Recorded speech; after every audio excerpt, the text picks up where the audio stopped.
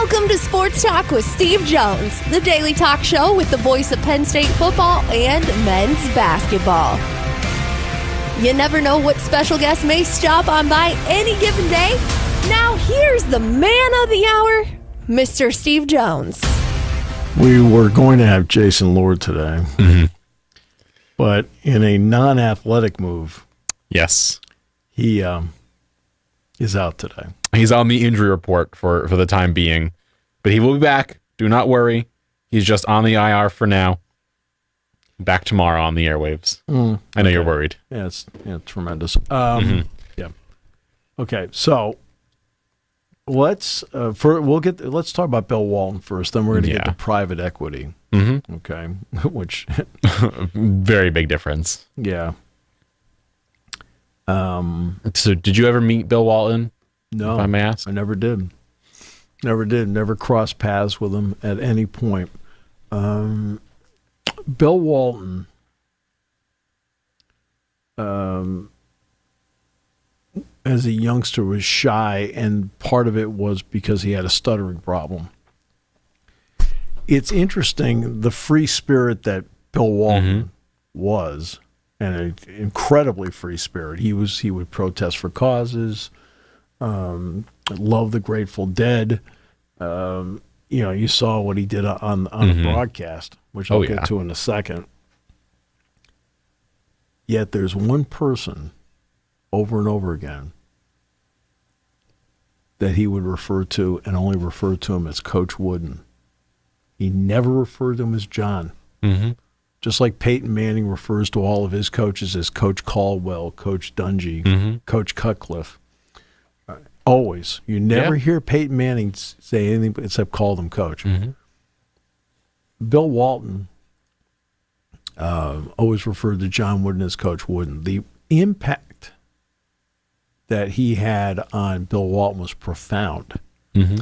And when Bill Walton got to campus, they had a rule at UCLA with John Wooden. I don't know if the football coaches had it or not. But the rule was he had to have a haircut. He had to be trimmed. And he told me, he says, look, you don't do it, I can't play you. Walton cut his hair. Right? Now, in the offseason, he grew it. As soon as he got to camp, he cut his hair. Joe Paterno had the same rule here at Penn State. And Joe got up one day and told the team, he says, hey, remember everybody haircuts? He said, but Tamba Hali does not have to do it because Tamba is from Africa. He said, and, I said, well, I want to respect the culture. Next day, Tamba Hali came in, had his haircut. Right. Joe always would tell that story to me, and it was like, wow. So Walton, National Player of the Year, 2 national championships, had the 21-22 performance against what was then called Memphis State, Larry Keenan and those guys, Finch, Keenan, good players from Memphis State. Right, but Walton was 21-22, an incredible performance. I think it was in St. Louis. And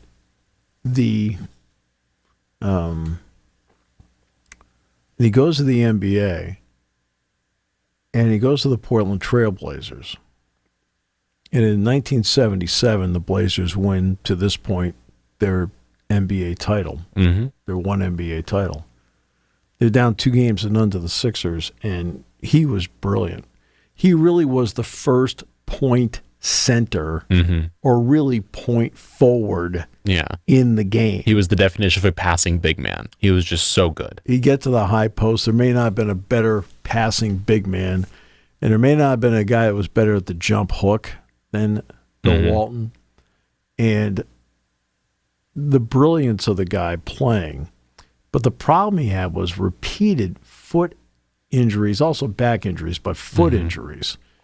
Over and over again, it just derailed his career. Some people have speculated because he was vegetarian that maybe he was not getting enough protein into his body. That I couldn't speak to. I'm just saying what people said. Whether it's true or not, I don't know. And then, he goes to the Clippers, more injuries, but he was fighting for more money. That was the reason he left Portland. He said he didn't want to leave, Johnny Davis, Lionel Hollins, Dave Twardzik, and Maurice Lucas and guys like that were part of that starting five that Portland had. But he goes to the Clippers, more injuries. He's out, and finally he goes to the Celtics. Now, as somebody who's watched Celtics basketball since the mid-'60s, the 86 Celtics team happened to be the best Celtics team I ever saw. And that was Bird, McHale, Parrish, Ainge, Dennis Johnson, who was a phenomenal player, Jerry Seasting, Scott Wedman, and Bill Walton. Walton was the NBA Sixth Man of the Year. He was outstanding. I mean, every time he came into the game, like, all right, game's over. Right? He was great and fit in perfectly with Bird and the team concept with which the Celtics play, just like the Lakers play with a team concept. All right. Fit perfectly with how Walton played. Walton goes into broadcasting after all this. And but he was always predominantly on the West Coast, so I never got to cross paths with him, meet him. I believe he was supposed to be the speaker at the Blair County event this spring. And because of illness, couldn't be there. We now know what the illness was. Cancer. Yeah. But everybody said that Walton was the kind of guy that if you wanted a picture with him, whatever he wanted.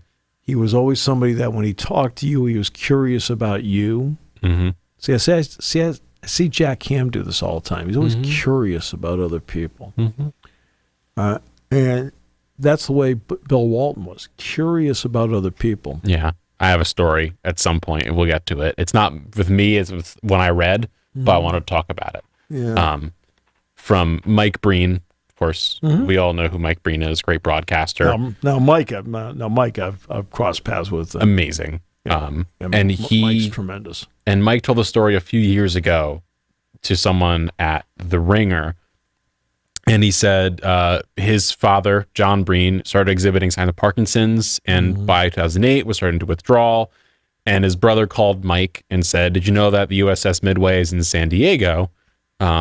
His father had served on it and was discharged in 1955, and he hadn't seen it since then. And they decided to take the trip out there. So Breen called Bill Walton to say, "Hey, hotel recommendation, San Diego. I know you live there. Like, do you have anything for me?" And Bill said, "Oh, that's great, but you're not staying at the hotel. You're staying at my house." And Mike said, "Bill, that's so nice of you, but I went to be a little embarrassed." His dad was like, "Let's do it." So they stayed. The Breens planned to buy tickets, but Walton called the museum at the USS Midway and said, "One of the heroes that served on your ship is coming." The Midway's commander greeted them personally when they got there. Bill walked every step of the way of the tour with all of the knee and back and foot issues. A 7-footer does not belong on an aircraft, which, yeah. And if this were a broadcast, they said this would be the point where Freed would slide over a stat note that said Mike Breen is now 19 for 21. But they stayed for 3 days, and for 3 days, he did not leave John Breen's side. When we left, Bill was not my friend. Bill was his friend. And really, it was like the 3 best days of his life, those last few years. And he said he would defend Bill Walton to the day he would defend Bill Walton for the rest of his life. It doesn't matter. He's the greatest person. And it goes to the point of, like, Bill Walton's a great person, a great human being. I've never heard Bill Walton needed to be defended. I mean, everybody has their causes, okay? That's fine, right? And he was outspoken on his causes. Great. I respect that. Right, it's fine. As a broadcaster, I've talked to Roxy Bernstein, and I've definitely talked with Dave Pash. All right, Dave is the pro's pro, consummate broadcaster. He's outstanding. And Dave had to play the straight and all the time with Walton on the broadcast. I will freely admit I watched a fair amount of Pac-12 basketball, in part because he was doing the game. Yeah. Because you didn't know what was going to come out of his mouth next. Oh, the Wildcat. He goes, right? You sit there and go, okay. But then when he actually broke the game down, when it came time to give analysis, he was brilliant. He was brilliant at doing it. And Dave said to me, he says, yeah, once in a while. He says, once in a while. He says, there's a challenge to it. He says, but he says, it's an incredible, not just the 2 hours, the entire time they're there. Walton had to bring his own chair with him because he had back issues. But Dave thoroughly enjoyed working with him. He says, once in a while, Steve. He says, I'll admit. He says, there's a challenge. I mean, we'll be on going somewhere. And I'm like, going, okay, well, I guess we can't go there now. Right? And, but Walton, one thing about Walton, like I said, I'd sit there and say, I didn't know what he was going to say next. But I laughed. Can you think of any time? You know, now in a game, obviously, you'll have different, but away from the game, I'm talking about like playing. Any time where you didn't see Bill Walton with a smile on his face? Never. He was always smiling, always happy. Yeah. I don't think he knew what the word anger was. I don't believe. No. And he was a great player. I know they kept this private. Just that he was. Now, I had heard through the rumor mill back in March, maybe, that he had cancer. So, but that's, there's the kind of guy that. The part to me that gets me is that he always had a smile on his face. He had that kind of outgoing personality, and if people wanted to talk to him or get an autograph, he stopped and did whatever. Jay Billis was telling a story about when they went to the Maui Invitational, which because of the fire was in Honolulu. But they were able to get a camera crew, and they were allowed to go into the area, which they don't even let the people who own homes go into the area. And Jay told the story that they're there, and a police officer said, hey, look, you guys need to wrap this up. He said, by the way, the police officer was extremely nice. He just said, the only reason, he said, I'm telling you to do this is that we're not even comfortable being here right now. All right? He says, okay. Well, then there was another police officer and his partner, when they're leaving, wanted to get a picture with Bill Walton. Well, Walton's spending all this time talking with them, and then other people see, and then they start coming over and over and over, and he took every single picture. He talked to every single person. Jay Billis says that's just the kind of person he was. When you're 6'11", you stand out. A little bit. And when you're Bill Walton, you stand out. And as Bill said, he says, nobody want to talk to us.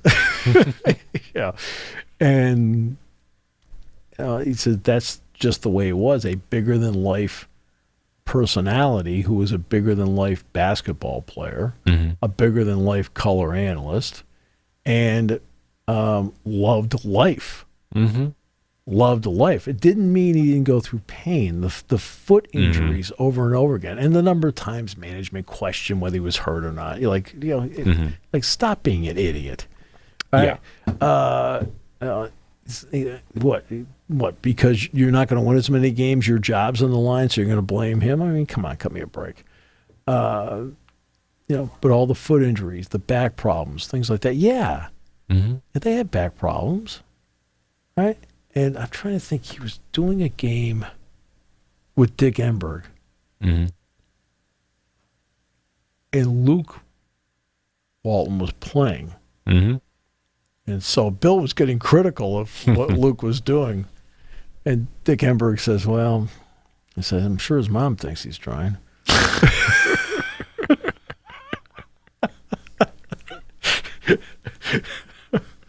Oh, boy. Oh, so, yeah. I mean, that's, that's a big loss. No question. And, great player, great personality, gave back. Mm-hmm. And everybody, I mean, he's a person, I never heard a negative word about him, ever. Mm.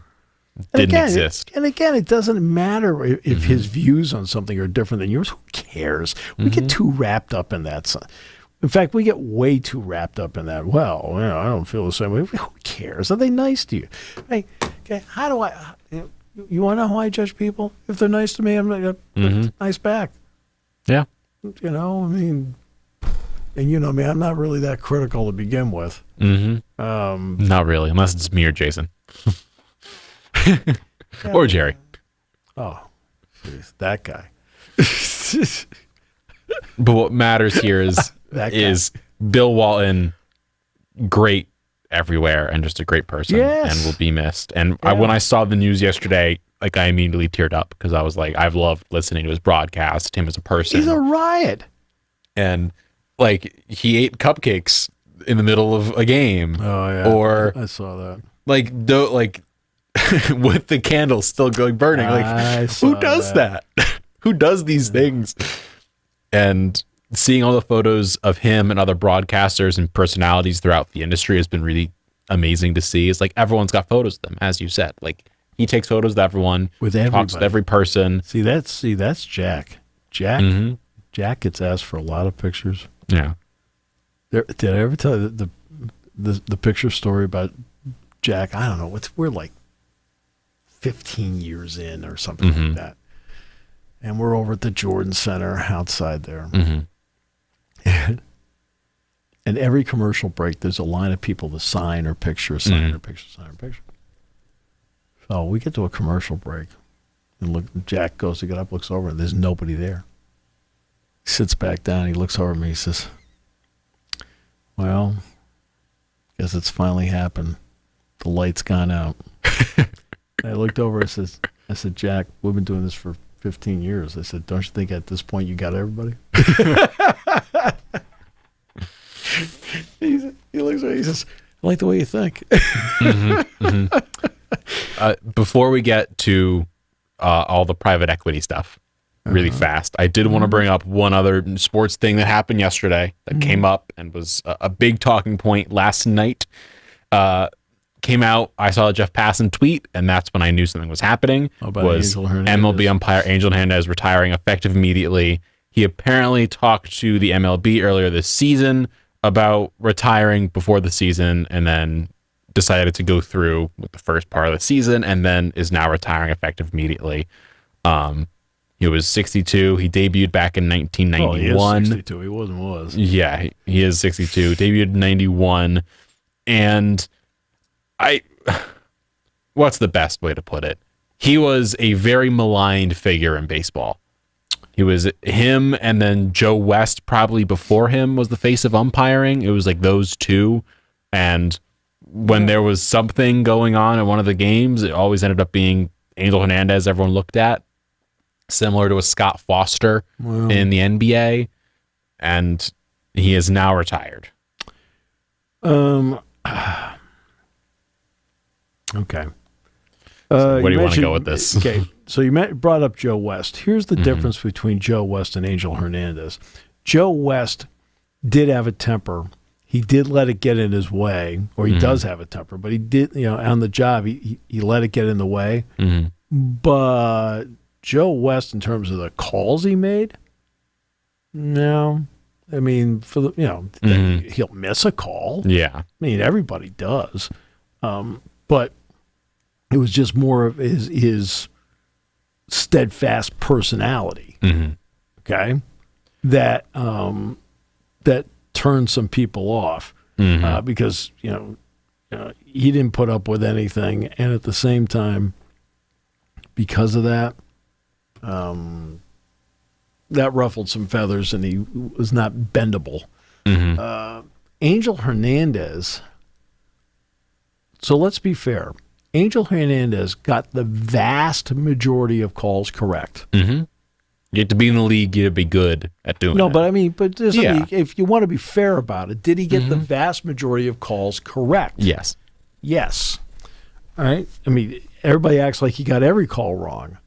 No, that's not even remotely true. And that's not even remotely fair. Now, continuing with now once you establish that part, now let's be fair. He also made some calls that were in the area of bizarre. I can't believe you saw it that way. Right? And he did not help himself by claiming discrimination in 2017 about postseason assignments. Well, a lot has changed about postseason assignments. It used to be postseason assignments were on a rotating basis in baseball because their claim was all umpires are great. They're all right. That's the way it used to be. Well, then everybody looked at him and go, well, that's not true. How about on merit? Well, he wasn't getting in because while the vast majority of calls were correct, he had enough that were when he got them wrong, they were wrong. Yeah, are you serious about that? You really called it that way? Okay. That's why he wasn't getting postseason assignments because it didn't merit a World Series assignment. I mean, those are supposed to be the 6 best umpires out there in the World Series, at least graded out for the year, just like in the NCAA basketball tournament. It's the best. Right? Every round you're evaluated, boom, when you get to the Final Four, and those 9 guys are the ones. In women's basketball, those 9 men and women are supposed to be the best ones. Yeah. All right? By grade. Super Bowl's an all-star crew that is picked from the best of the quarterfinal weekend. You take the best from here, best from the go position by position, and take those guys. That's usually how it works for most of the So that's referees. how they do it. That's why he wasn't getting assignments. He wasn't getting assignments because of a lack of merit grade. But then he ends up suing over it. And when you do that, you're like, okay, wait a minute. Now you become more of a lightning rod. Yeah. And then in 2018, I forgot what game this is, but this is an ESPN article from Passan. He had 3 calls reversed by replay in the first 4 innings of a game. I forget what game it was, but 3 calls reversed in the span of 4 innings of a singular game is not good. And I think part of the issue, which is why a lot of players in the NBA don't enjoy a guy like a Scott Foster, is it feels like it becomes the Angel Hernandez show. Not that it becomes a game with the referee getting involved here or there, but it becomes the Angel show. Right. And it was like, if you don't agree with him, he's just going to chuck you. He's going to get you out of here. Or it's going to be like, you're wrong, I'm right. Versus Joe West standing up. It just, the tone it had didn't come from a place of he wants to make sure he's calling this thing correct for the game. It came from a place that almost felt like it was, he wanted to be a star, which annoyed a lot of fans and ticked them off. And then 2017, the lawsuit happens. And then 2018 with these calls, it just had kind of built. And social media aided in that building because, as we know on social media, everything is amped up to a 5,000. And I've never seen someone get more slandered on social media than Angel Hernandez. In just so many MLB fans did not like him because of so many of these calls and just how it felt like the fans thought he acted. The umpires apparently really did like him because he was a good umpire, and he was. And he took a lot of the brunt of the criticism in recent years instead of them, and they're grateful for that. But he is now out of the league, and fans are calling for him to be let go from umpiring this off season. That was a whole discussion. So May 9th was his last one. Yeah, May 9th is his last game. So he is, and look, I said, if you want to be fair, the vast majority of the calls, and some of them are as simple as simple gets, right? But the vast majority of calls he got right. Mm-hmm. But he had some glaring misses that called a lot into question. I think it was a game earlier this season he was umpiring where he was behind the plate and there was like 3 straight strike calls which were way out of the zone. Called him a strike. Yeah. And the broadcasters were like, that's not even like remotely close. It's like you're far off the plate there, bud. Right. And strikes and balls have been a lot bigger of a discussion in baseball, so that was a part of it. Right. So he's retired. Mm-hmm. And some would say the long national nightmare is over, but that's not true. But, again, the problem was the glaring misses, accentuated by the fact that he sued over assignments. Like, okay, you're not getting assignments because I have a list. Yeah. And people had a list why he wasn't getting assignments. All right. Private equity. Redbird, of course, is involved in private equity. Mm-hmm. A lot of people don't realize that Redbird in private equity has some money into the Pittsburgh Penguins. They have some money into AC Milan. They have some money in the Boston Red Sox. The Red Sox, they have private equity.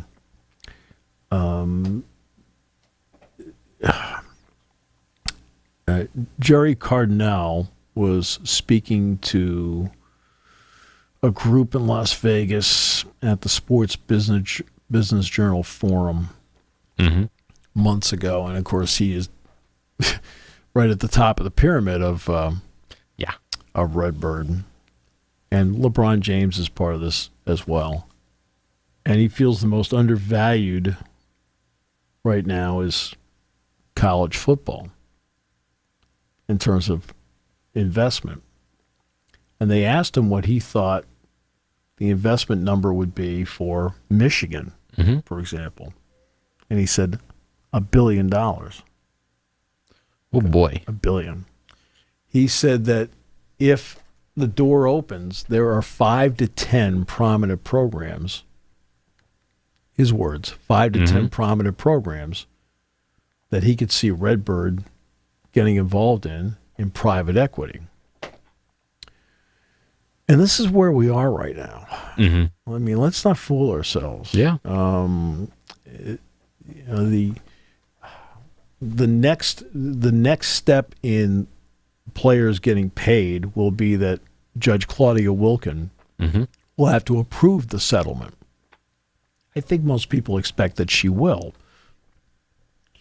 But then the next step is going to be after that will be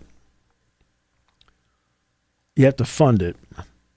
Yes. But you're also going to have to do at some point collective bargaining. The one area where Congress can help, all right? You can talk about unifying NIL laws and things like that, whatever. The one area where Congress can help is to give the NCAA or whatever negotiating entity it happens to be antitrust exemption. That's what allows, for example, the NFL, Major League Baseball, and so forth to negotiate the way they do. And they need that in order to do this in this current climate. The 22% that programs will have to pay to the players is nowhere near what, for example, the NFL is getting. Oh, yeah. And the same thing with the NBA. The NFL, the NBA, NHL, whatever, they're all in the same ballpark between about 47.5% to about 49%. It's usually just under half is kind of where you're looking for what the players get. This is 22%. Now, I should point out that, it's 22%, but take Penn State. You have 833 athletes here. 833. Yeah. Right? Okay, it's not a 53-person roster. It's not it's not, getting divided really far. It's not a 17-man roster like an NBA team, including the two-way players, 17. Mm-hmm. You have 133. Mm-hmm. Also, you do not have to deal with, in any way, shape, or form, Title IX. Right? Mm-hmm. Right? LeBron James goes in the locker room, a group of guys, okay? Just like when the WNBA, Caitlin Clark goes in her locker room, they're all women. Mm-hmm. Okay? So you don't have to deal with 833 athletes in the total program. You don't have to deal with Title IX issues. Mm-hmm. So you can go about your business in a different way compared to the way college sports does. Big time. So the 22%, look, if this is where you have to negotiate with a player's entity, whatever a union, whatever it may be, okay? Yeah. And that's going to be the next step after, because the payments of $20 million, I think you can get as high as $22 million. The $20 to $22 million per school does not kick in until the fall of next year, the fall of 2025. So now where do you come up with money? Do you come up with private equity to do this? Is Penn State, and I would think they would be, one of the 5 to 10 schools that you would look at saying, you look at 5 to 10 schools. Which 5 to 10 schools would you, if you were Redbird, you'd think about putting your money into? Well, let's see, you think about Ohio State, right? Michigan, Penn State, Notre Dame, USC, Texas, USC, Alabama, Georgia, right? LSU, LSU's a maybe. Those are the ones right away. We just rattled off 8 that would be in that core group of. Just look at the TV ratings. It's pretty much what it is. TV ratings, and you look at those teams. Look at the Penn State's number 6 in total viewership from 2016 to 2023. Yeah. It tells you everything about where they would look. It's a question now of getting it and to what extent. In private equity, we talked about the Penguins, about the Red Sox, and about AC Milan. Redbird does not seem to dictate terms about how the operation is run. That's been their, and I'm using them as an example because Jerry Cardinel's the one who was talking about this. So I'm using them as an example because they would like to invest, if possible, in it. So when you look at the Penguins, the Red Sox, and AC Milan, Redbirds invested in them, right, with the idea, of course, they want to return. But at the same time, it has not stopped them from other advertising. For example, I'm not sure who the Red Sox patch is, but the Red Sox sell a patch just like the Yankees do on their jersey.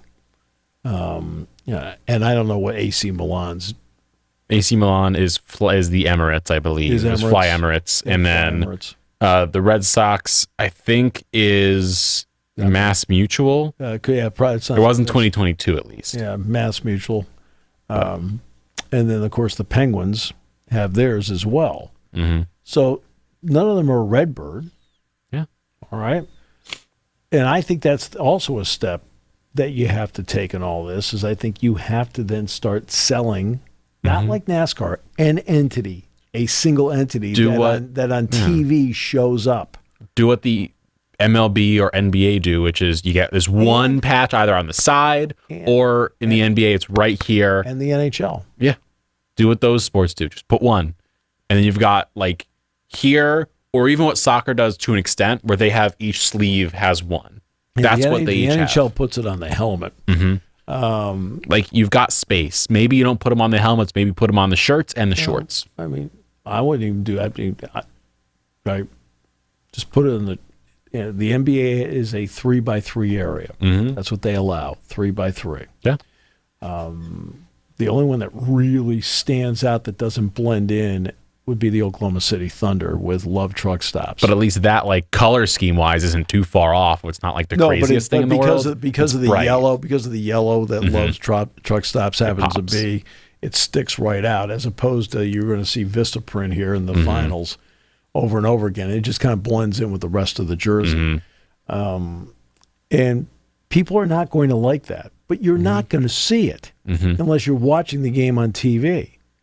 Yeah. And, you look down from the stands, like, you're at an NBA game. Can you see Vistaprint? Of course you can't. Are you going to look at the Lakers jersey and say, how dare they have that brand on their jersey? I could see it so clearly. Crypto.com, same thing with the Sixers were StubHub. I think they're crypto now, too. Yeah. Crypto.com.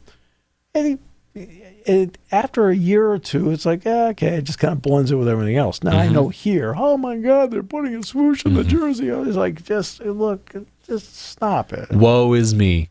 I remember sitting there saying, well, do you want them to pay for the jerseys? What? It was really great because when Penn State hockey was a club program, and Penn State brought everybody in-house.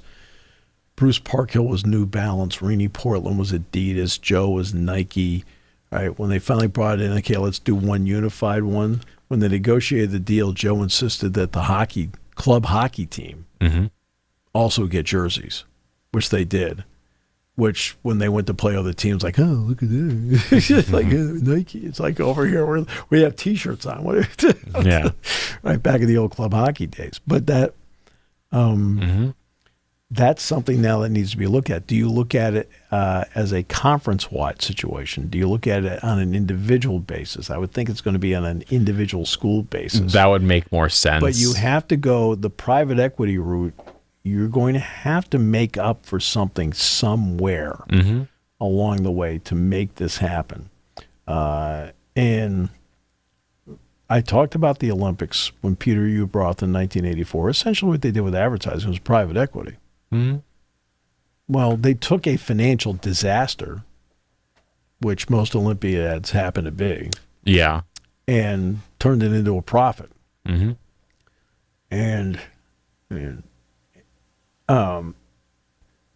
this is what you need to do to stabilize it, because you can't keep going.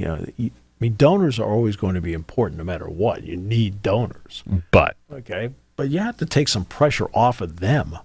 We're hearing all this talk about donor fatigue because it's a real thing where they're paying, let's say, $50,000 a year, and then they're being asked for another $75,000 per year because there's a student they want to get and bring this player in for their program. And it's like, that's a lot of money to be asking people to do. Sure. Like you are building and building and building the amount of money you're asking for off the bat. And because it's not regulated and there's no like number game, it's just they're throwing just buckets of money at it, and people are like, I don't have this much money to just constantly throw. I'm already throwing a lot as is for tickets. Like, I don't have the money you need me to have. Yeah, and that's the way it's going to be, because look, the 20 to 22 million is just the beginning of it. Yeah. And it'll stabilize for a while, but again, they're going to need to get they're going to need to negotiate an agreement where, by doing that, it's more than just an agreement on money. It's an agreement on transfer portal. It's an agreement on NIL. It's in other words, where everybody understands and they're playing, where everybody is playing by unified rules. And that's what they need, instead of a haphazard manner.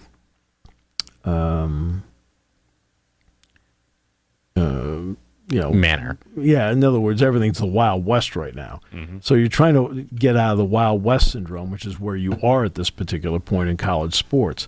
So you need to get ahead of the curve. And by getting ahead of the curve, that means that, that if they're talking about private equity now, be one of the first ones to start making phone calls, right? And get out in front of this. Okay? Do not play from behind. What happened, I'll give you an example. What happened with Penn State when it comes to NIL is that they wanted to do entrepreneurship. Mm-hmm. Okay.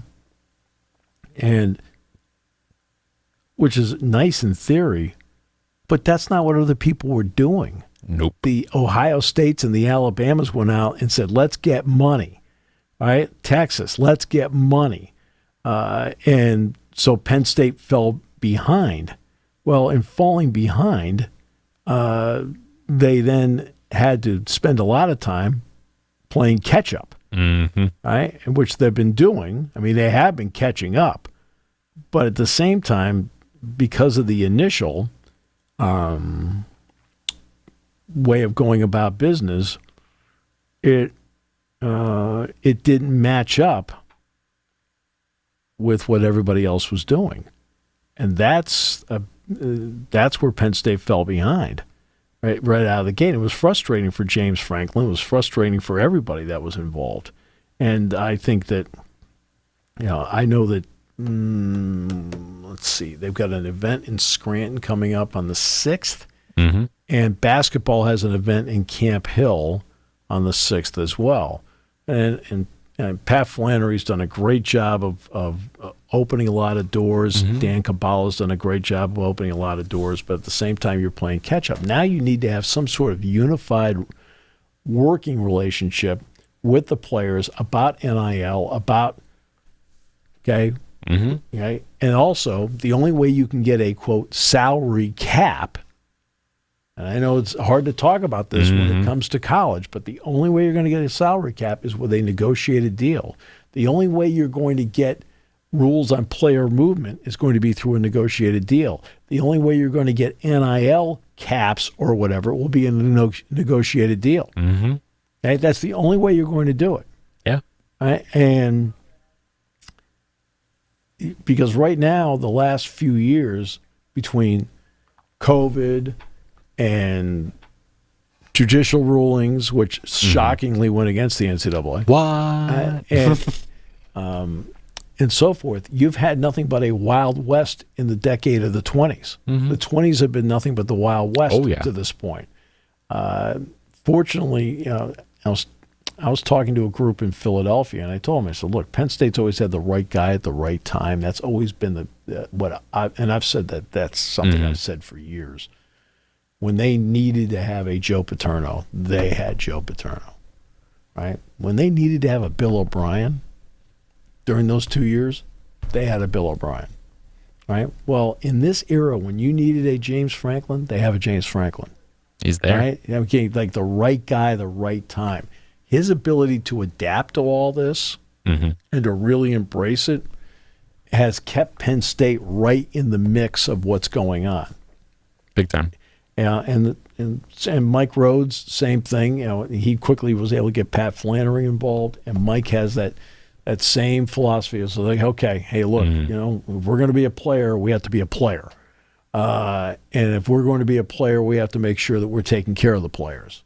Okay, that's fine, right? And that's the way it is right now. You cannot go by the old model. I realize that Dabo Sweeney, for example.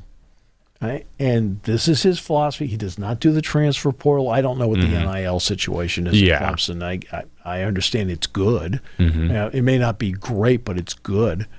But he tries to keep as many people in-house as possible. He doesn't have transfers. And he doesn't have that many guys that have transferred out. But he doesn't have transfers. And you'd be surprised as to who doesn't. I'll give you one that would surprise people. That doesn't have a lot of transfers in or out. Like a few, like very selective, like Penn State. Yeah. Minnesota. I'm talking about football. Is that PJ Fleck's crew? Yep. Football. Minnesota football has a few transfers. A few. But not that many. They have guys that have moved up. Yeah. Been in the program, so forth. Now, yeah, they have some. Christian Driver obviously is there. One of their quarterbacks, the guy they think is going to be the starter this year, Max Brosmer, transferred him from New Hampshire. Right, it looks like he's got a chance to be the starter.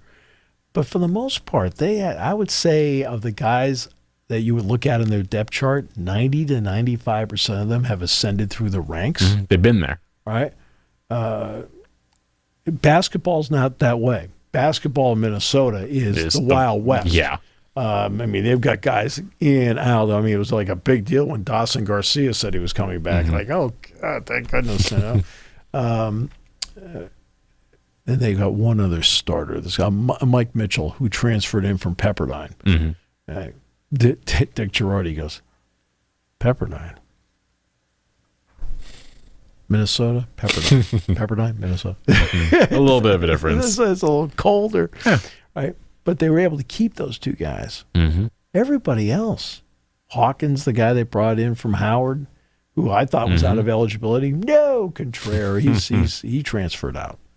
Right? Christie put his name into the NBA draft, and I think he's going to stay in it. Yeah. We're getting close to that point about guys staying or going. I think he's going to stay in it, even though his combine was We'll find out in the next couple of days because they're all in and out right now. Right. I'm saying he's going. My understanding is he's going to stay in it. Yeah. But like Carrington, so Minnesota basketball is like the revolving door. Minnesota football is not. That's interesting about Minnesota football. They really aren't. Yeah. They like I said, Christian Driver's there, and of course Trey Potts left and came here. But but those are more circumstantial than. But Clemson, he won't change. I respect that. All right, and that's his philosophy. That's how he wants to do it.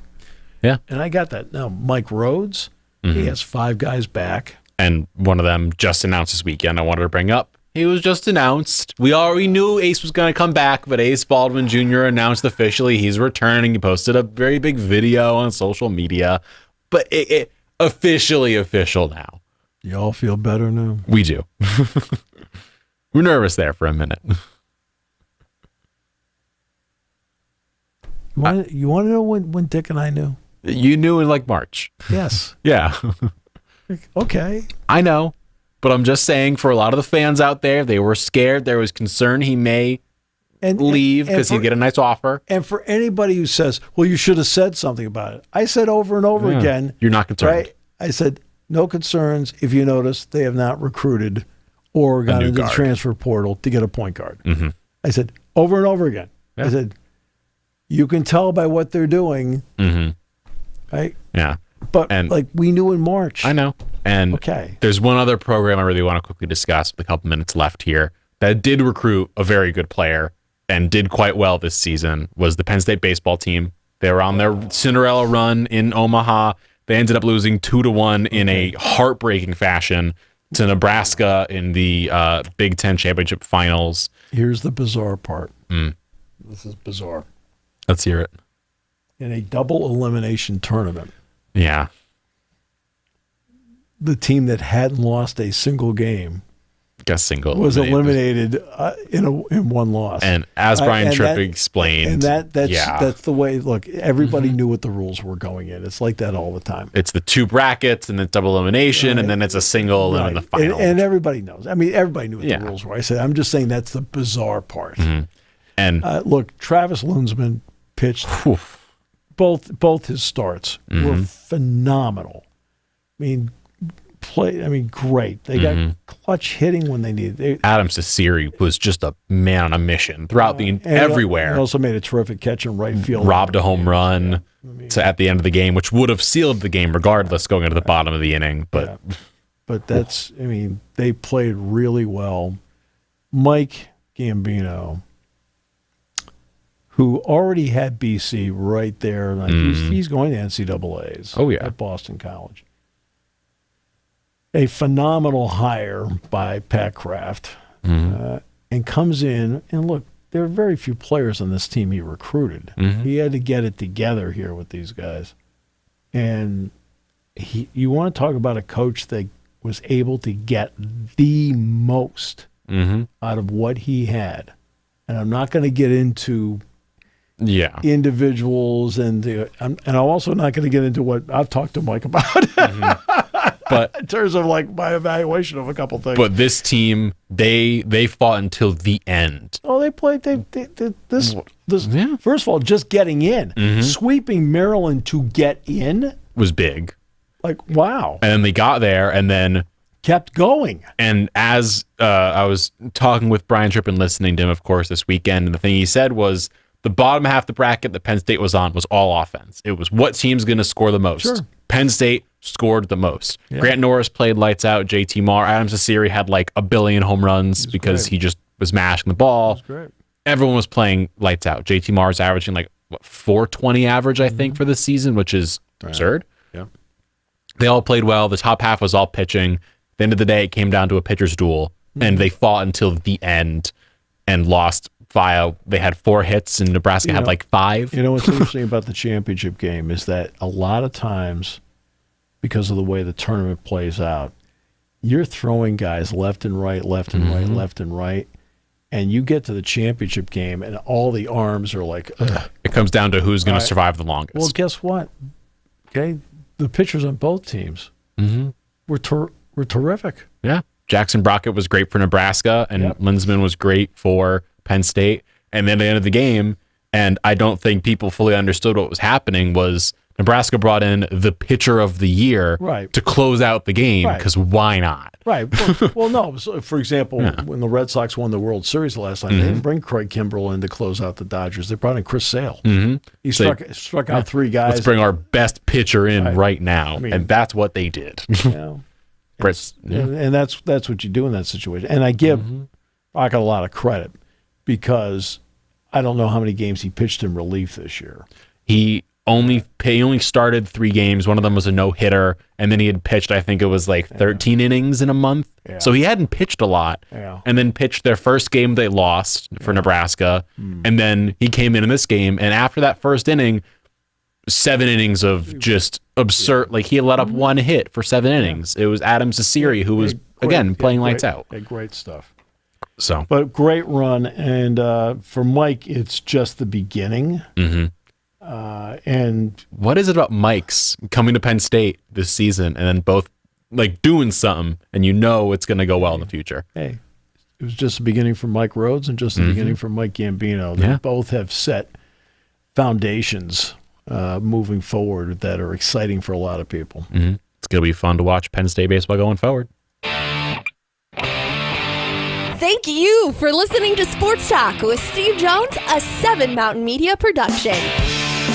Come back at 11 every weekday for analysis of the latest happening in the sports landscape. From college football to European soccer, Steve and Kyle cover it all on Sports Talk with Steve Jones.